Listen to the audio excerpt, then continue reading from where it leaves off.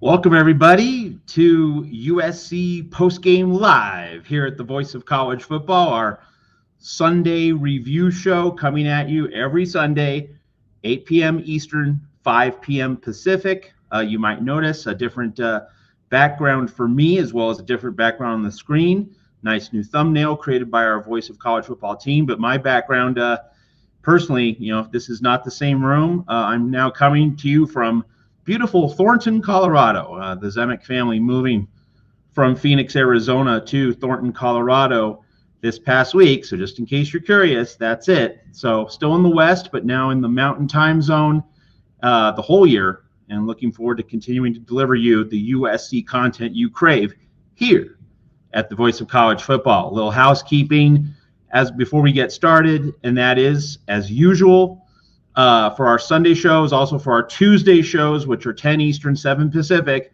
you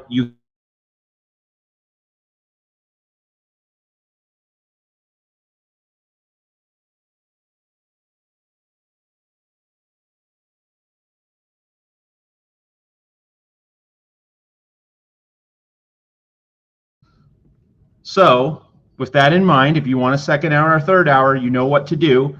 But here we start our first hour, and Ethan had a family commitment. I made mention of that on the Tuesday show last week. He should join us at the bottom of the hour, so 30 minutes in. So for the first 30 minutes, you get me while we wait for Ethan. So let's start things off. I think before we get into the nitty-gritty details of the game against Georgia Southern, let's start with the big picture. And one of the comments that I fielded at Trojans Wire on social media Saturday night and into Sunday morning was this: it's just a tune-up game. They're working out the kinks. Like, don't you know this is the time to make mistakes? And the coaching staff's on top of it, and they're just jogging through. You're not going to have the same level of intensity for every game. You have young players. You have guys who are getting used to their new roles, their new positions. It's just a tune-up game, man. Like, this is not a problem. This is not a concern. It'll all work out. It's all going to fall into place. There's too much talent. These coaches are too good. All right, I want to address that. We have to remember that and let's start, before we go with 2024, let's go with 2023. USC's offense looked great early in 2023, September of 2023, against Nevada, against Stanford, lighting up the scoreboard, looking like a juggernaut. The game was very easy for that USC offense and for that USC team in those early softies, against bad opposition. But then when they got into October, did those problems get addressed? Did those problems get fixed? No, they did not. Okay? Like that's just a fact. That's just a reality. Now, what happens in 2023 doesn't guarantee that the same thing is going to happen in 2025. All right? But worth keeping that in mind. Now let's turn the page and go to 2024. Did Miller Moss fix his problems, limitations? Not really. And of course, it's Jaden Mayava and not Miller Moss, but it's a larger pattern. 2023, 2024, USC's issues that we saw crop up at various points in September, did they get ironed out, nailed down, buttoned up, whatever term you want to use? Did this coaching staff get on top of these problems, limitations, rough edges? Not quite. Now, of course, last year, there was the point that the Eric Gentry injury against Wisconsin, huge. The Anthony Lucas injury against Minnesota, huge. And USC did not have quite the depth needed to overcome those injuries. So last year, to a certain extent, USC was unlucky. That's noted for the record. All right. So you could say that if USC hadn't gotten injury luck, maybe that team would have done a lot better than it actually did. However, we are left with the reality that whatever flaws, whatever imperfections, whatever problems existed on USC in the first month of the season in 2023 and 2024, they were not fully resolved. And given that Lincoln Riley has struggled to figure it all out, struggled to put it all together at USC over the past 2 seasons, and I know that the characters, the principals involved have changed. Caleb, then Miller Moss, now Jaden Mayava. Alex Grinch was 2023. You get the much better defensive staff in 2024.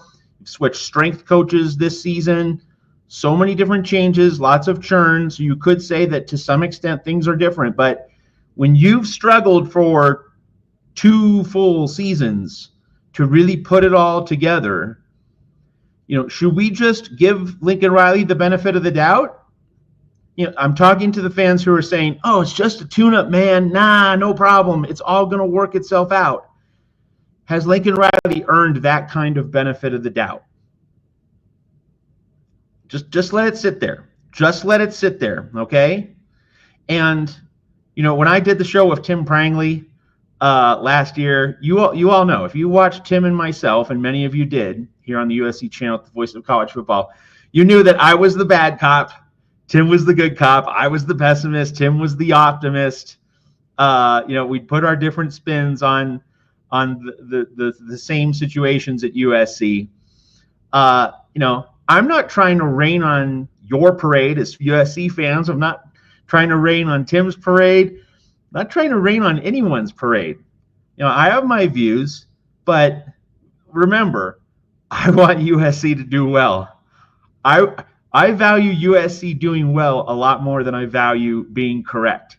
Now, of course, I strive to be accurate. I strive to, give you a good read of situations. But if I have a skeptical or pessimistic take on USC, I always hope I'm wrong, because that means USC is thriving, and that means Trojans Wire is thriving as well. USC being a kick-butt college football program, winning 11, 12 games, that's good for the family business, as they say. It fills my wallet. It enlarges my checkbook.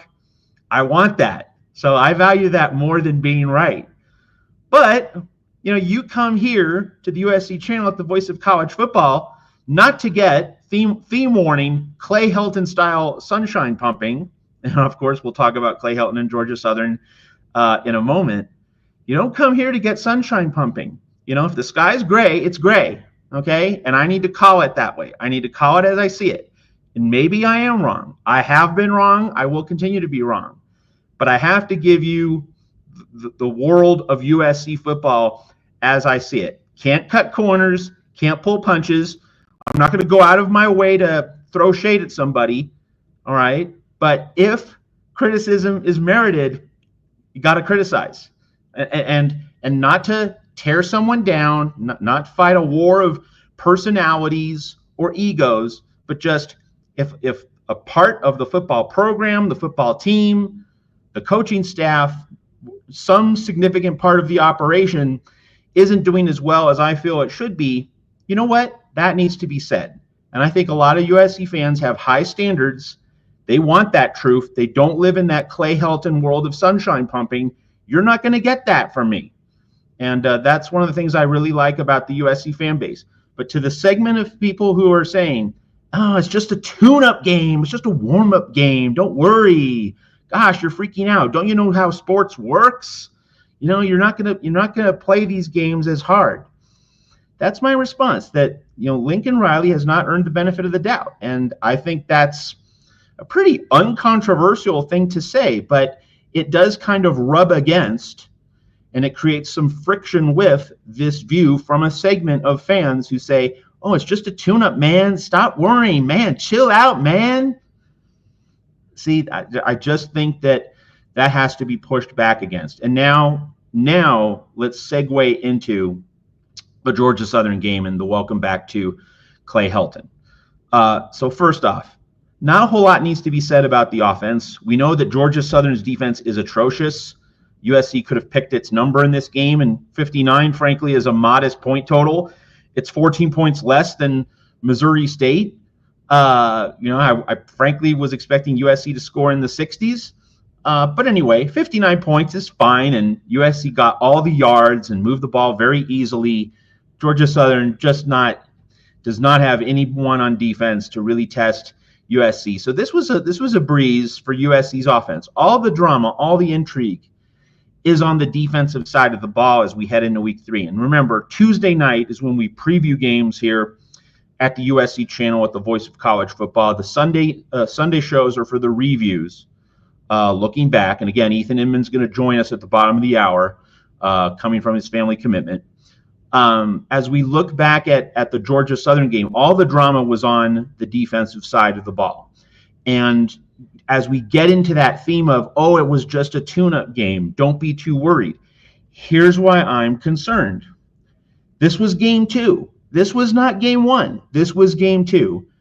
A lot of us were expecting, this quality defensive coaching staff to get things, if not fully nipped in the bud, significantly reduced in terms of mistakes, sloppiness, rough edges, you name it. Now, of course, some of the players who were unavailable in week 1, they were incorporated into the lineup, into the rotation in week 2. So you have a few bumps in the road there, but that should have been relatively minor. You saw the secondary, and a lot of USC fans felt the secondary was going to be the strength of this defense going into the season. What the heck was that on Saturday against Georgia Southern? And, to a certain extent, communication, cohesion, those things early in the season might not be fully smoothed out, and I get it, all right? The communication is still a work in progress. You have players still trying to be comfortable in their roles. I get it. I understand it. I've been there. I know what that's like. You don't need to explain that to me. But you saw what I saw. You saw USC backline defenders getting smoked. Georgia Southern receivers on touchdowns and on other big plays, they were getting 5-6 yards open behind defenders. That's ridiculous. This was not a case of, the USC defender maybe being in position, but not timing his jump right. And the Georgia Southern receiver pulls down a 50-50 ball in traffic. And, so it's solid defense, not perfect defense, but it's solid defense. The player was in the position he was supposed to be, and the opponent just makes a great play. This was not that. This was very clearly not that kind of thing where, you play decent enough defense, but hey, tip the cap to the opponent. Wow, you just did something amazing and special. No, this was USC getting caught flat-footed. This was guys not making reads. This was guys not staying with their receivers. This was guys letting opposing receivers get behind the back line of defense. So that is plainly not acceptable, and that is not the kind of thing you look for in a game 2.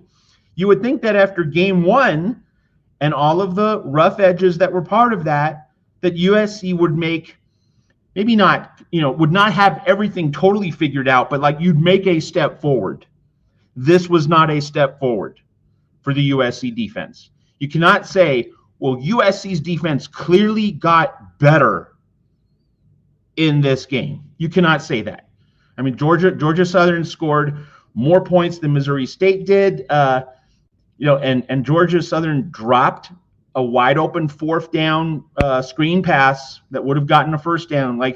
Georgia Southern left points on the field. So if Georgia Southern is doing this, okay, what about the Big Ten? What about Illinois coming up in a few weeks? Michigan State. I mean, I know it was overtime, but still 42 points against Boston College. And Boston College is not a great team, but Boston College is not a total tomato can. So Aiden Childs in that Michigan State offense, mobile quarterback, that could be a problem. And so let's deal with that. Georgia Southern had a mobile quarterback, much like Missouri State. And Ethan, when he comes on here, he's going to talk about it in his own right. But one of the things Ethan mentioned about the Missouri State game was, mobile quarterback. He was kind of slippery. He was kind of elusive. And you give him a certain amount of credit for making some of the plays he made, it was similar with Georgia Southern. Yeah, slippery quarterback, agile, could move around. He was a moving target, kind of hard to pin down in the pocket. But like a Georgia Southern quarterback should not be giving a USC defense that many problems. And so that's why it's very uneasy to then look at Aiden Childs of Michigan State. That's September 20th. That's just under 2 weeks away, and say, oh, okay, we're fine. We're gonna just bottle up Michigan State, no question about it. Fully confident, like we got this thing licked. It's under control. I mean, if you want to be that confident, be my guest. It's a democracy. It's a free country. But I'm not there. I'm not there mentally. I'm not there in terms of what I'm observing on the football field. This is a real problem that USC is not handling these mobile quarterbacks very well. And then you add on to that guys in the secondary allowing receivers to get several yards behind them. Is part of this communication and cohesion? Sure. But there should be like a natural part of a football player's IQ and just built-in instincts that tell you, oh, this receiver is zooming down the field. I better keep track of him, and I better stay with him in a foot race. And that did not happen consistently against Georgia Southern. It happened at times, but it did not happen consistently. And so if Georgia Southern's doing this, what's Michigan State going to do? What's Illinois going to do? What's Michigan going to do? I know Michigan didn't look good against Oklahoma, but, Brent Venables, just to make that comparison, like Brent Venables had that Oklahoma defense fully prepared. Guys were locked in. This USC defense was not locked in. And so that is clearly a source of concern and clearly a point of differentiation. And you would think that after the film study against Missouri State, and guys would see how out of position they were. Guys would see how they weren't getting to their spots. That against Georgia Southern 1 week later, you'd see substantial improvement. We did not see that. There is another element to the USC secondary and really to the USC defensive performance in general that needs to be talked about. There was a play in the first quarter. It was that pass interference penalty on the throw Georgia Southern made to the right sideline. That was to the south end of the Coliseum, going toward the east end zone. And the USC defender had even coverage. He was this. So it's kind of an irony here. This was a play in which USC did have the stride for stride coverage. The guy read the play. He was there. He was in the right position. But then just, chicken wing, discard, just throws out his arm, knocks the receiver a little bit off balance, and that's a flag. And that pass was defended well. The receiver was pinned in between the sideline and the USC defender. Very, very tiny chance that the throw would have been able to thread the needle and get to the Georgia Southern receiver for a completion. Like that is exactly the kind of pass where you make the opponent hit that low percentage pass. The last thing you want to do is bail them out with a discard, with a shove, and that's what USC did. So that's a low football IQ play. And so I haven't mentioned his name yet, but Doug Belk, he's not cutting it this far. And I'm not trying to bag on him or anything, but just like Doug Belk needs to get his guys in line. I think we would all agree on that. And, we talk about Coach Henney, woof, woof, dog work. We talk about Rob Ryan and his gleaming credentials. And of course, we talk about our favorite defensive coordinator, a guy we all admire and respect, Danton Lynn. Doug Belk has kind of gone under the radar. Now, he did a good job along with the rest of the staff last season. I'm high on Doug Belk. I think he's a good coach. But, if there's any staffer on the defensive side of the ball who really needs to find solutions after these first 2 weeks, well, I think most of us would agree. It's Doug Belk.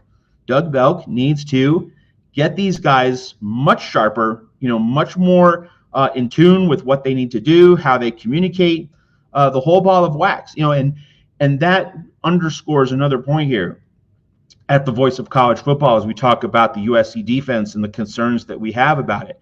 It isn't just one thing, and it's not just one player. This is happening to multiple players, and there are multiple kinds of mistakes. So like the low football IQ DPI, letting the receivers get behind you, the lack of communication, like it's a jumble of things. It's great if there's just one problem and you solve that problem, boom, like you're good, you're ready to go, you're set. But it's a collection of problems. It's a potpourri. It's a melange, whatever term you want.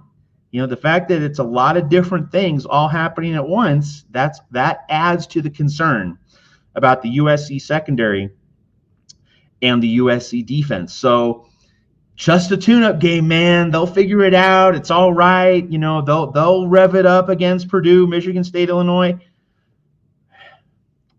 They could, and of course, like you don't win national championships against Georgia Southern. You just want to make sure that you win the game, which they did easily, and that you don't suffer too many injuries, and they didn't. So that much is good. But just assuming or kind of having the presumption that this is all going to shake itself out, it's going to be fine. For a program that has not consistently lived at the top tier of college football, like the way it did in the Pete Carroll era, USC has not lived in that mansion overlooking the ocean on a consistent basis. There was the 2-year period under Clay Helton and Sam Darnold, 2016, 2017, when USC rediscovered that penthouse view overlooking the ocean. But for most of the past 15 years, USC has not been there. USC has not established that standard. So, like when Nick Saban, just has one great year after another, but then, he steps into a pothole one year and loses 3 or 4 games, you say, well, he's just been phenomenal, but this year kind of slipped through the cracks. But USC is not in that position. This is not a time to think of, well, things, aren't quite aligned now, but they will be. Just having that comfort in assuming that it's going to get solved. Like USC has not earned that kind of confidence and trust. We want the program to get back there where we know that, okay, a few mistakes, a hiccup, a bad game, that's just an aberration in the larger scheme of things. But USC's hasn't been the kind of program where a rough, sloppy, uneven kind of game has been the aberration. That's been the norm. It's been the prevailing reality. And so USC has to really, get at establishing the standard and maintaining it. And then maybe if you slip up one week, okay, that's fine. But if for USC, given where it's been, given what it's done, it's a different deal. It's a different dynamic. And so, if I'm in that room, if I'm in that USC room with my players on defense, I'm saying, guys, you just can't assume this is all going to shake itself out. You can't assume that, by November we're going to be exactly where we want to be. We need to start getting to that standard now, mid to early September. Don't treat this as a 3-month journey, even though it is. Be in the now. Be in the present moment. And USC has not really been, on defense, USC has not been in the present moment to the extent that it should be, because Georgia Southern, and let's add this point as we wait for Ethan Inman to come on and join our show in a few minutes. It wasn't just the secondary. Like, we've talked mostly about the secondary and Doug Belk, but Georgia Southern was able to run the ball at times. And Georgia Southern used a screen game at times. What the front four is doing, what the linebackers are doing. Like, all 3 position groups have lots of room for improvement in terms of reading the game, in terms of consistently dominating their positions. Now, one of the things I did like about the defense is that on some third downs, some high leverage plays, USC was able to just bull rush, cave the pocket, snow in the Georgia Southern quarterback. You did see glimpses of that, but that's part of the point. Glimpses. It wasn't happening ruthlessly and relentlessly all the time. Georgia Southern was able to convert some 3rd and 10s. There was a 3rd and 15 that became a 4th and 1, which became a converted first down. There were still lots of 3rd and long situations that became first downs for Georgia Southern. And for in a USC versus Georgia Southern game, in a matchup like that where it should be men versus boys, it didn't pan out that way. So lots of concerns as far as, from my view, with the USC defense. Now, obviously, you get into Big Ten play against Purdue, and we're certainly hoping that just the urgency and the reality of conference play is going to cause everybody to kick it up a notch. But, I view this Georgia Southern game as a missed opportunity. Like, you want steady growth every week, win or lose. Whatever the results are, you want to know that you're constantly improving. You're constantly moving in the right direction. We didn't really see that. We basically saw the things that happened against Missouri State were unaddressed, not nipped in the bud, not substantially reduced in their severity and their pervasiveness against Georgia Southern. So, that to me is cause for concern. And if that makes me a prophet of doom, a bad cop, the pessimist, so be it. So be it. But I think that USC has just not earned the benefit of the doubt to this point in the season. So, Brian, Riley has earned a heavy dose of skepticism. Absolutely. And look, I want Lincoln Riley to succeed. Lincoln Riley succeeding, getting back to the mountaintop, the place where he was at Oklahoma from 2017 through 2019. That's what he came to USC for. And when he was hired, I'm thinking as the editor of Trojans Wire, yes, I'm going to be editing the website for a team that's going to be at the top of college football on a consistent basis. I was thinking, yes, the next several years of my life, of my sports writing career, are going to be golden. And it hasn't worked out that way. And I'm actually kind of PO'd about that. But I can just perceive this misfortune, but I'm not going to let it make me say that, Lincoln Riley deserves the benefit of the doubt. He does deserve that skepticism. So that skepticism has to remain unless or until Lincoln Riley really proves that he deserves the benefit of the doubt, that he is changing this thing, that he is turning this ship around, and he's getting this thing fixed. Another Brian. Yesterday reminded me of the Penn State game. Receivers running free, broken assignments, getting gashed in the run game, etc. That goes to Brian, you're correct. Brian, you're getting to the point that, again, it's not any one thing.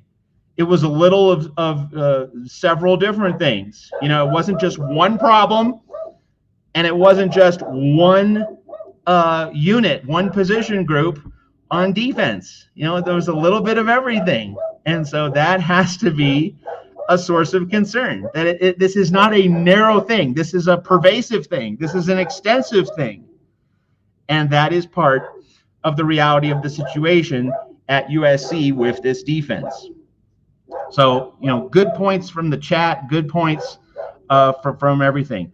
All right, let's now deal with the offense. Okay, we've talked about the defense a lot, and of course, Ethan Inman coming onto the show pretty soon. But Sam Foreman, Jaden Mayava looks good, not making the game-changing mistakes so far. Absolutely. Now he did throw some balls into traffic.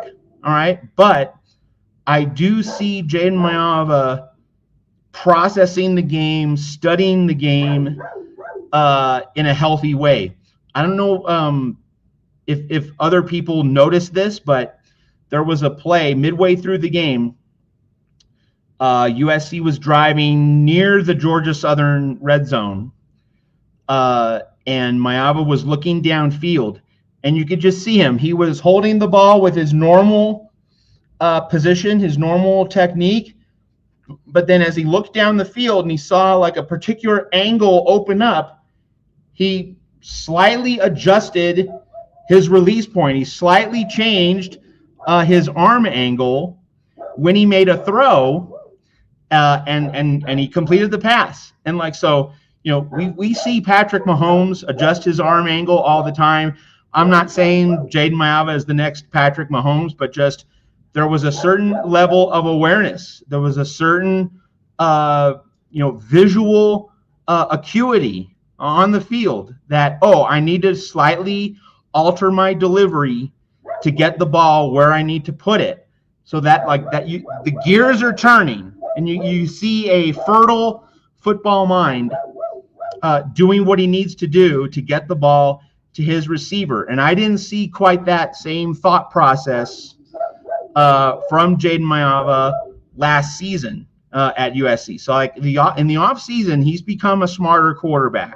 Now, how much smarter, that is still left to be determined. And of course, when we get into Big Ten play, the tests are obviously going to be a lot bigger, a lot better, more formidable than Missouri State and Georgia Southern. But nevertheless, I do see a quarterback, who is looking at the game, who is looking at the opposing defense, who is studying the field in a way that's definitely better from what we saw last season. Roger Dodger coming in here at the USC channel and the voice of college football. Overall, a good game, but a little soft on the defense this week. Fundamentally fair comment. The defense needs to become skull crushers at some point.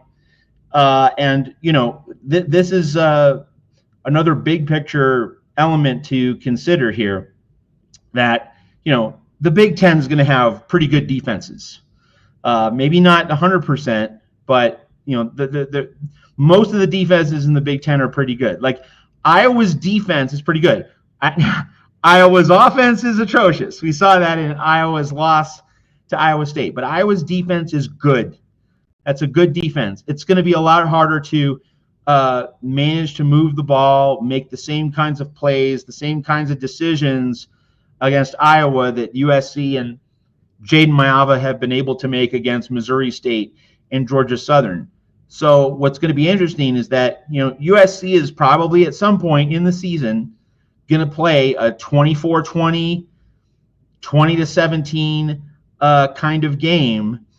When that game happens, and I'm pretty comfortable in saying that it will. I don't know, that might not be the regular kind of game USC plays, but I'm confident in saying there will be at least one or two of them over the course of the season. When you get into that kind of slugfest, then you will need your defense to be skull crushers. You will need your defense to really rise to the challenge there. And so seeing this defense not be skull crushers, not just snuff the life out of a weaker opponent, that to me is a cause for concern. This defense really needs to get that skull crusher identity and mentality fairly quickly. All right, folks. So we bring in Ethan Inman, fresh from his family itinerary earlier in the day. And Ethan, we hope you enjoyed the time with your family, and we welcome you here. And we remind everyone, if you want more Matt and Ethan coming up at the top of the hour, if you want a second hour of this show, $150 in super chats, and that is what's on the line here. But Ethan, I have filibustered, I've soapboxed, ranted and raved for the first 30 minutes. The floor is yours. Your reaction to this game, your reaction to USC's defense in particular, and your level of concern about whether these problems are or aren't going to get fixed. Well, first of all, just a brief note. I am wearing the USC Voice of College Football merch. So here it is for you. Um, live and in person, I suppose, even though we're all on our computers. But it exists. You can buy it. If you order it, it will come to your house. I promise. So if you've been at all interested in the Voice of College Football merch, I really liked the olive camo hat, so I ordered it about a week ago. It came really quick, and I get to debut on the show today. So there you go. My reaction to the game, I'm sure it's similar to a lot of stuff that you've said already, Matt. I think the offense looked great once again. I was really impressed with them. I think I my favorite thing that's just been a trend through the first two games that I saw again in this game was Maava just looking really calm and like he was in control of the offense. Really, really liked that a lot. He just looks like, Lincoln Riley has gone through this whole offseason just instilling a lot of confidence in him, and that, all the things that Lincoln Riley has said about him being a completely different quarterback. I'm kind of seeing that in these first couple of games. And yeah, it's inferior opponents or whatever, but I think that there's still a very visible change in, it's the eye test. Maava's passing the eye test, if that makes sense. And then obviously, the weapons all look great as well. Lemon and Lane, highlight real plays. The running backs, Eli Sanders and Wayman Jordan, even King Miller getting in there and getting his hands dirty and doing well. So really liked all of that. Really like that we're still getting the tight ends involved. Walker Lyons getting his touchdown. That was great. And then, the big story, unfortunately, is going to be the defense. I'll start with the one positive, which is that I still think that the defensive line played decently well in pass defense. I want to shout out Anthony Lucas in specific for having basically his best college game. I mean, the guy has been, going at the quarterback for years now, but had never gotten a sack. Gets 2 sacks in that game. Huge for him. Really happy for him.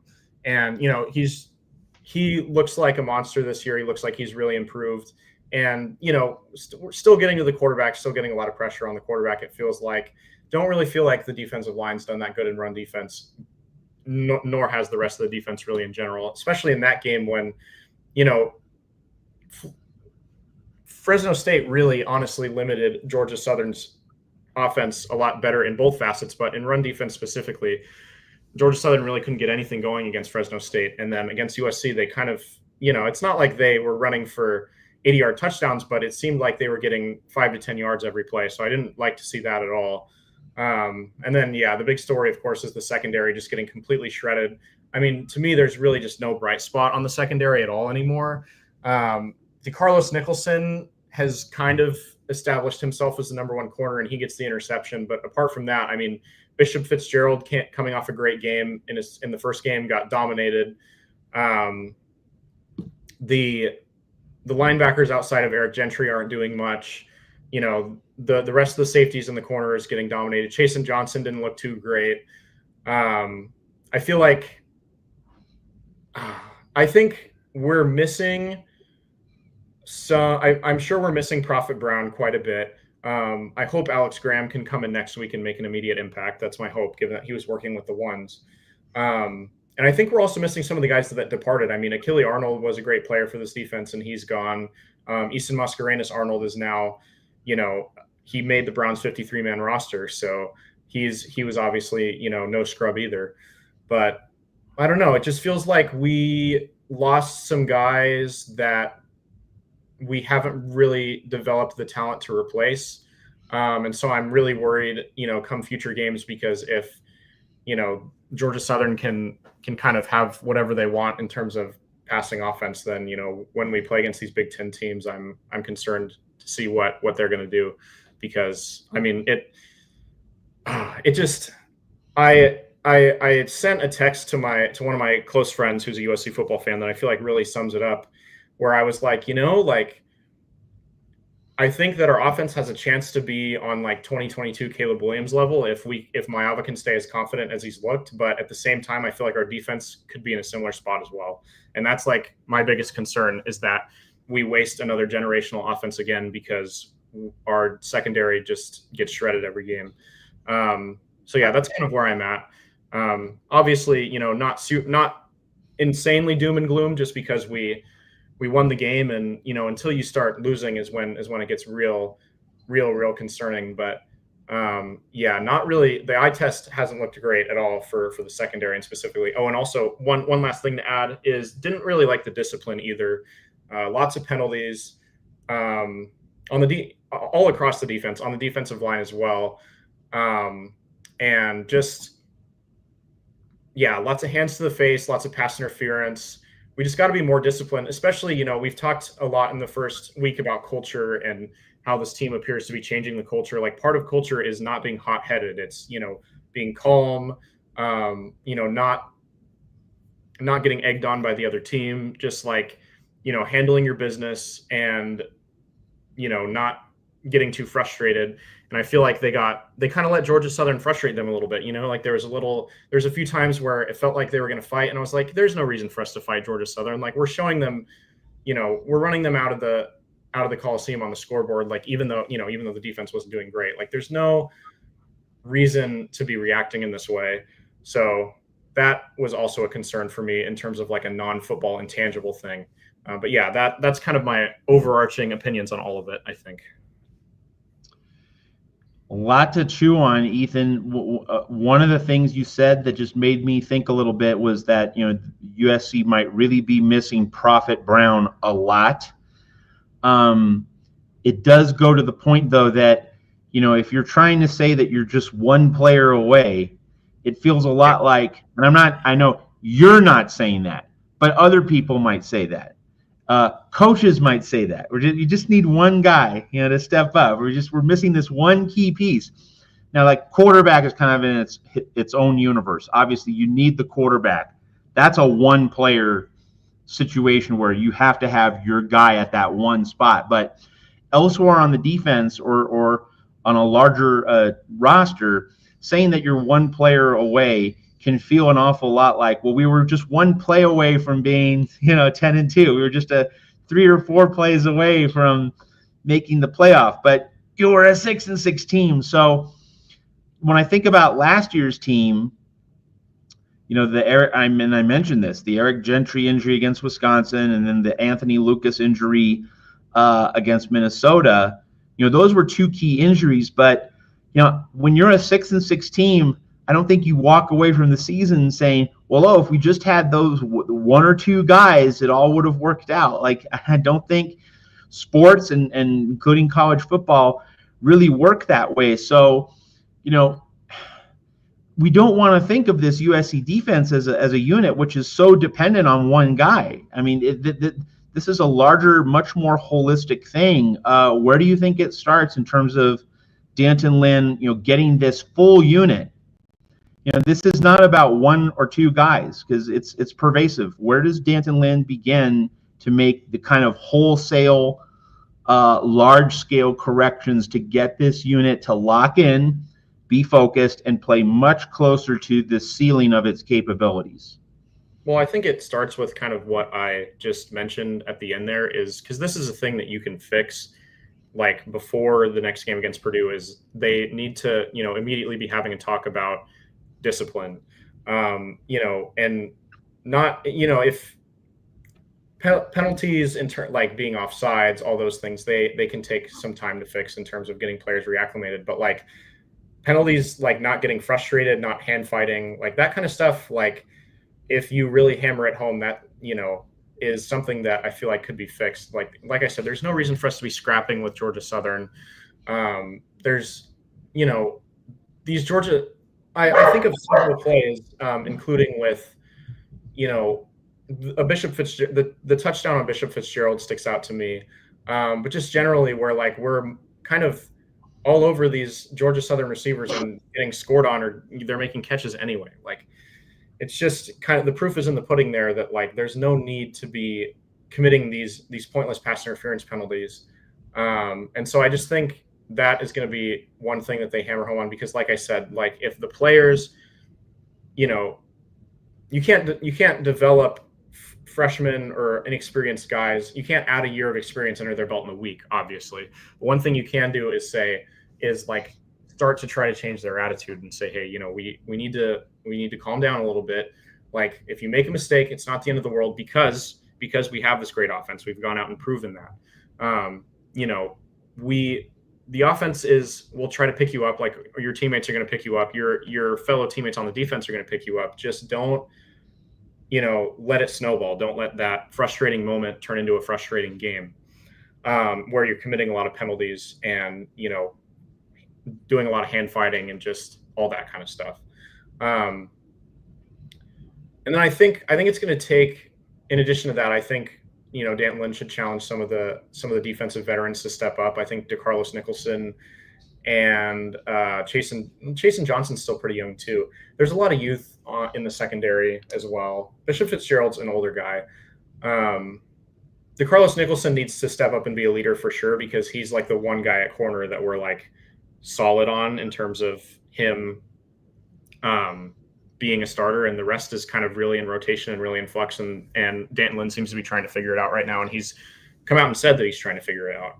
So I think, DeCarlos Nicholson needs to step up, be a leader.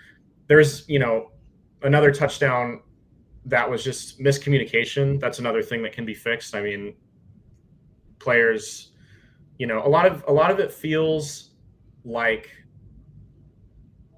intangible team chemistry,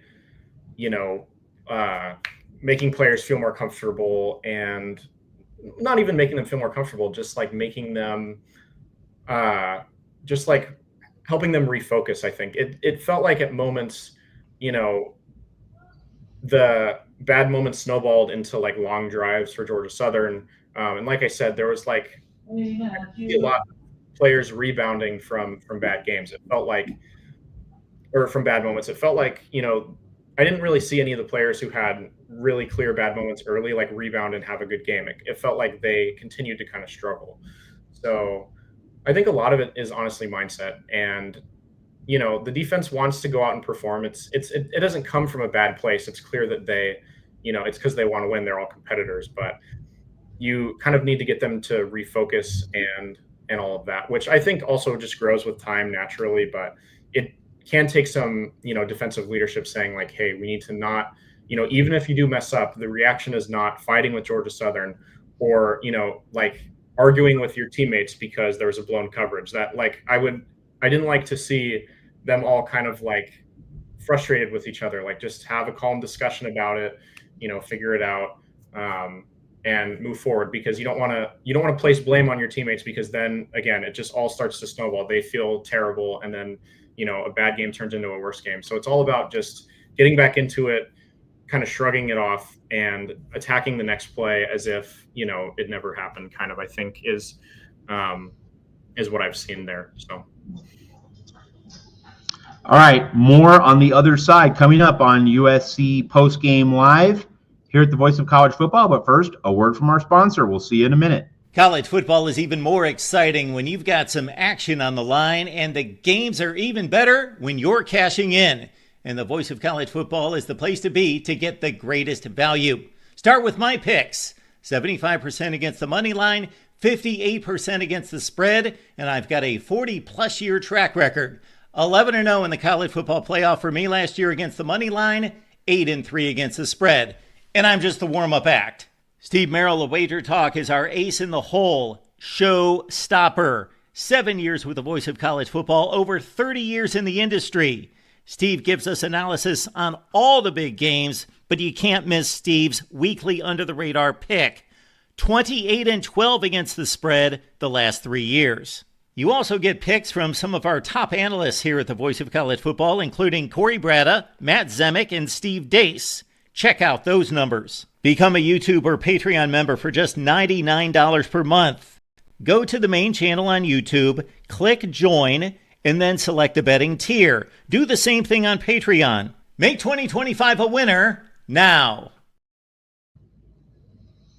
And we remind you that Mark Rogers is the host of the national Voice of College Football show, The College Football Show, every weeknight, 10 p.m. in the East, 7 p.m. in the West. So be sure to follow along Mark Rogers' coverage of the 2025 college football season here at the Voice of College Football. We continue with Ethan Inman.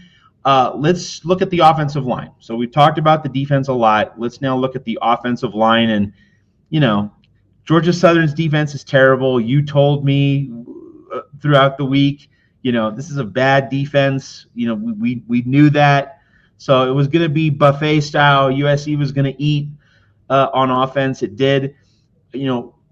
Earlier in the show, Roger Dodger, one of our loyal viewers in the chat, he mentioned that Georgia Southern got 26 first downs. So Georgia Southern chewed up a fair amount of clock.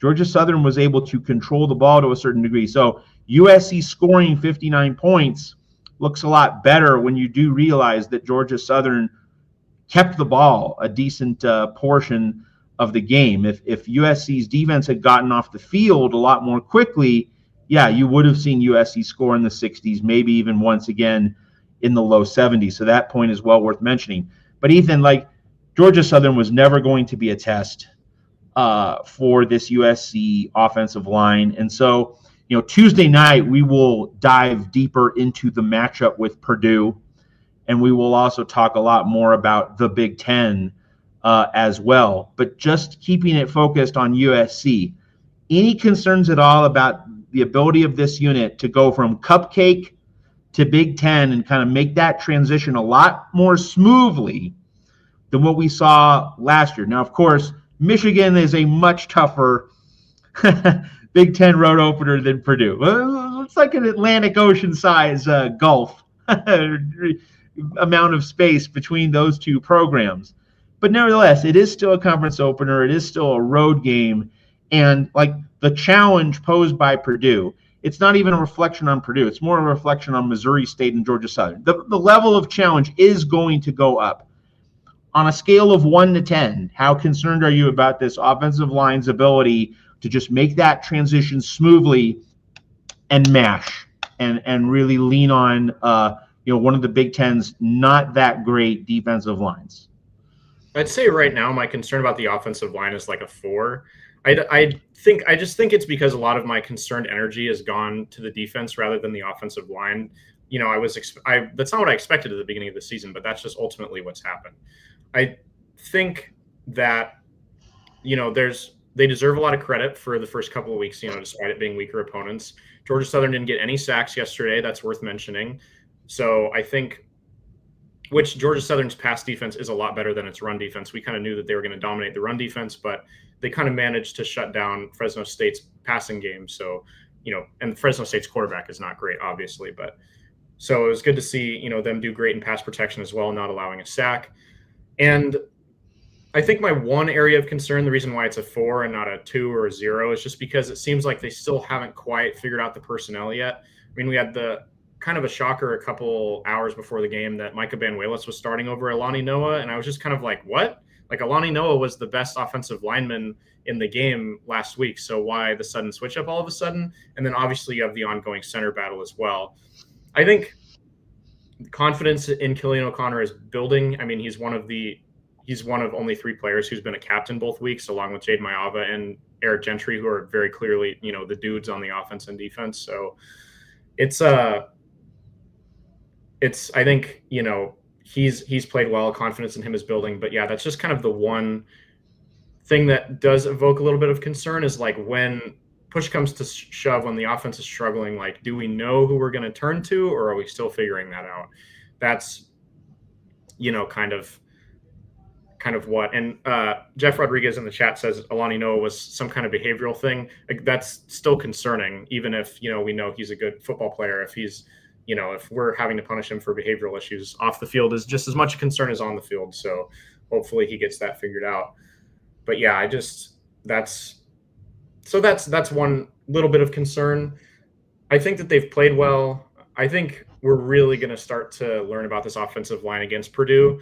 And just because, their defense has been pretty decent in their first 2 games. Again, they're playing cupcake teams, but they've handled business. It's still a Big Ten defense versus these other, cupcake defenses that we've played.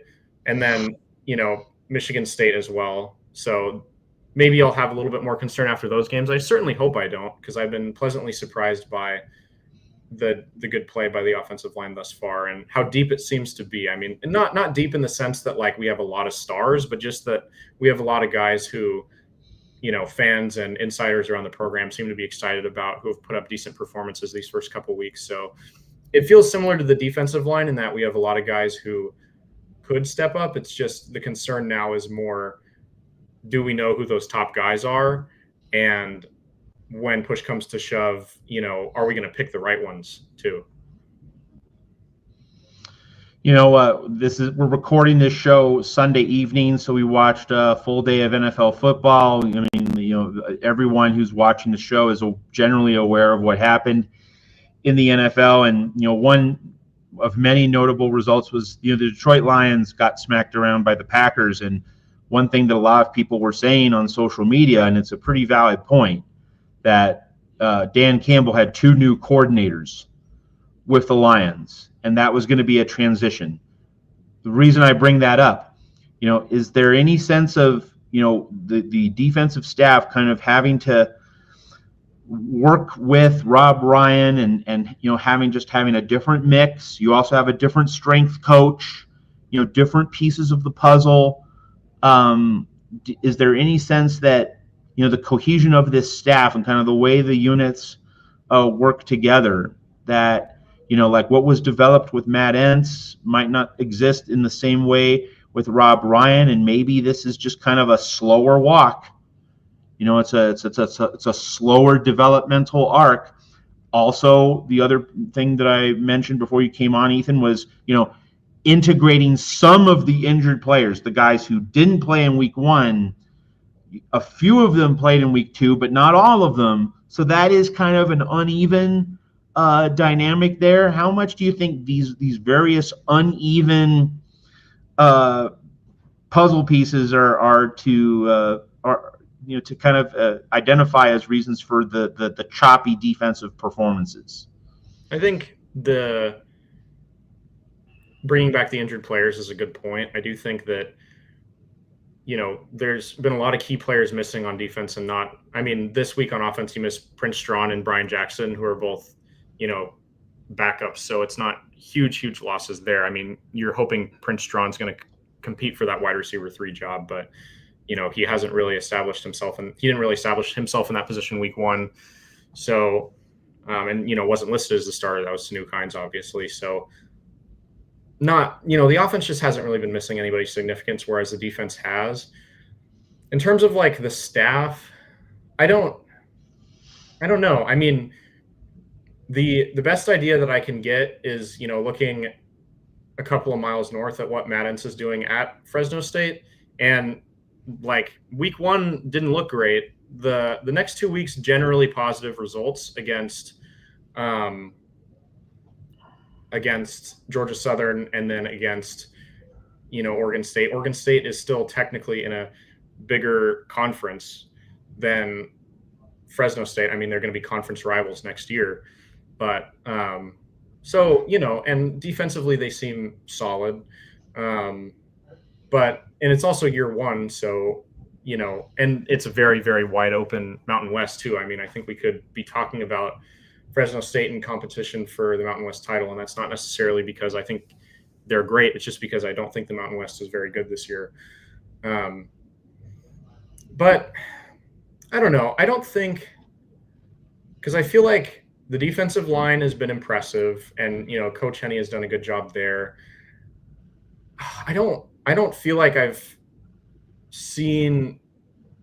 I mean, Eric Gentry is Eric Gentry. I don't feel like outside of him, the linebackers have been incredible, but I don't think I can definitively say that that's a Rob Ryan issue. It just feels like we don't really have a lot of personnel depth at linebacker. And it feels like the same issue in the secondary too. Like even before these coaches were brought in, when you look at, the players that departed the program and the players that were still in the program, it just never really quite felt like a deep position group. And so I think that it's more about the talent on the field than it is about the coaching. Though I do think, I think that the coaching is going to help out a lot. I think that we're going to see, like I said, there's some very obvious coachable issues that I think we're going to see tackled in the next few weeks or so.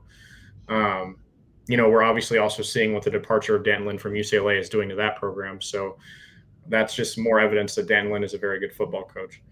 That can, kind of also lead the defensive staff as well. So, yeah, if the defensive line gets better while the rest of the positions on the defense get worse, then maybe we're having, this conversation in a little bit more intensity later in the season. But until that separation starts to happen, I think it's a little too early for me to pin it on any of the defensive supporting coaches. All right, let's get into some bread and butter roster and rotation questions posed by our friend Jeff Rodriguez. Jeff says, Stevens takes way too long to read the play.